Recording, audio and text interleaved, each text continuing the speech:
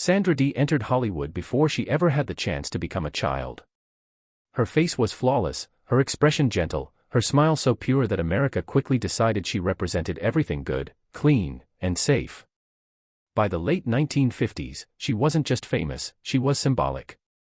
Her image appeared everywhere, from movie posters to magazine covers, and into the collective imagination of a nation desperate for innocence. But the girl behind that image was living a life tightly controlled, shaped by adults, contracts, and expectations that left no room for growth. Hollywood didn't just elevate Sandra Dee. It molded her, confined her, and quietly dismantled her sense of identity. While the public celebrated her sweetness, Sandra was battling fear, emotional isolation, eating disorders, and long periods of depression. Her talent was never the problem. She had a natural ability to convey vulnerability, to make emotions feel real even at a young age. But that same openness made her defenseless in an industry that thrived on taking without protecting. Fame came before she could build boundaries, and once the applause faded, she was left with silence. Sandra's life wasn't simply a rise and fall, it was the story of what happens when perfection becomes a prison. Born Alexandra Zuck in 1942 in Beyond, New Jersey, her early life was unstable from the beginning. Her parents separated while she was still small, and her world narrowed to revolve entirely around her mother, Mary Zuck. From that point forward, decisions were made for her. Where she went, what she did, and how she lived were determined by others. Obedience became instinctive. Money followed the same pattern. Earnings from modeling and advertising were never hers to control. Sandra learned early that she was the engine of income but never the owner of her life. Work replaced play almost immediately. By the time she was 4, she was already standing under lights, holding smiles too long, repeating poses until adults were satisfied. Her days were structured by schedules, not curiosity. Nights were spent in hotel rooms with tutors and next-day plans waiting on the table. Praise came for professionalism, not for joy. In the spaces between work, abuse by her stepfather occurred, something Sandra would not speak of for years.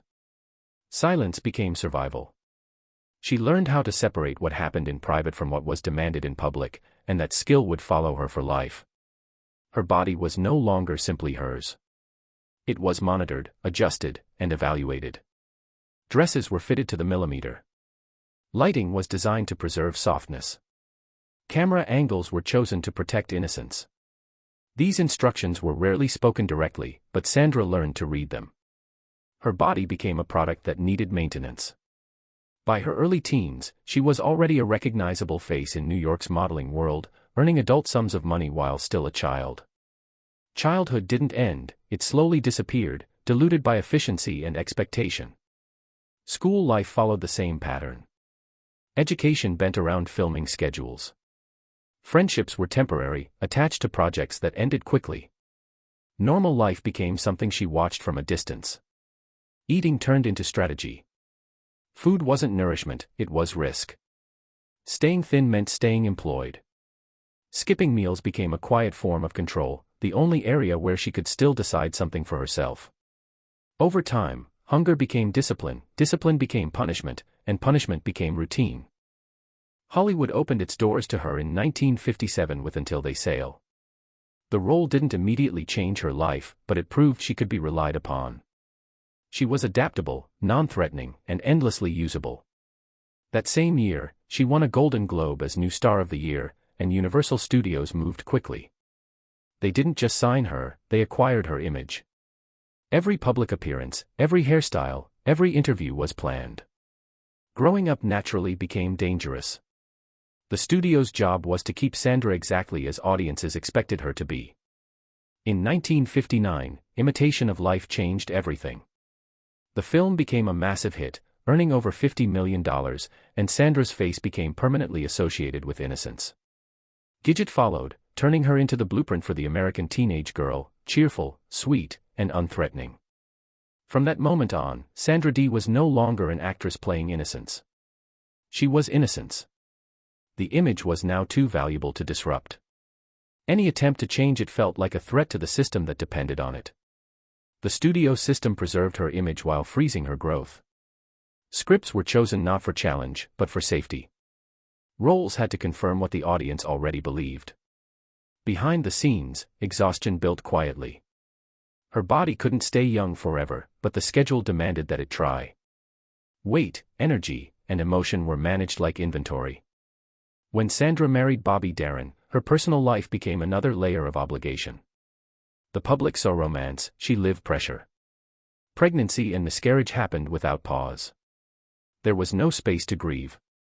Medication entered her life first to keep her working, then to help her cope. Alcohol followed. The boundary between survival and dependence dissolved. The abuse she had endured as a child resurfaced in adulthood, not as memory, but as anxiety, detachment, and fear of closeness. Intimacy was complicated. Love was real, but safety was unfamiliar. Her marriage didn't create the wounds, it exposed them. Divorce came not from a lack of love, but from emotional exhaustion. After the separation, Sandra began to speak for the first time about what had happened to her as a child. When Bobby died young, it reopened every loss she had never been allowed to mourn. The structure that had once kept her functioning disappeared, and silence expanded.